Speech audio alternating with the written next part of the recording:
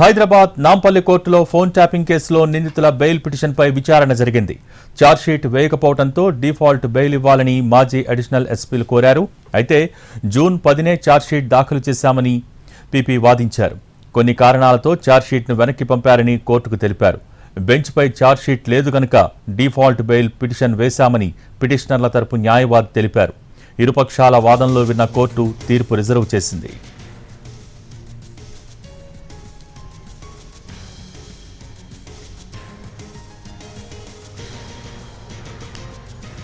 Master minds the pride of India. Inter, MPC, BiPC, MEC, CEC చదివిన విద్యార్థులకు CA మరియు CMA foundation కొరకు నూతన బ్యాచెస్ ప్రారంభం.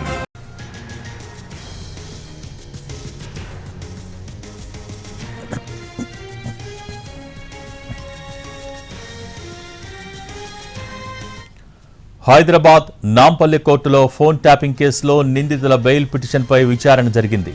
ఛార్జ్షీట్ వేయకపోవడంతో డిఫాల్ట్ బెయిల్ ఇవ్వాలని మాజీ అడిషనల్ ఎస్పీలు కోరారు. అయితే జూన్ 10నే ఛార్జ్షీట్ దాఖలు చేశామని పీపీ వాదించారు. కొన్ని కారణాలతో ఛార్జ్షీట్ను వెనక్కి పంపారని కోర్టుకు తెలియజేశారు. బెంచ్పై ఛార్జ్షీట్ లేదు కనుక డిఫాల్ట్ బెయిల్ పిటిషన్ వేశామని పిటిషనర్ల తరపు న్యాయవాది తెలిపారు. ఇరుపక్షాల వాదనలో విన్న కోర్టు తీర్పు రిజర్వ్ చేసింది.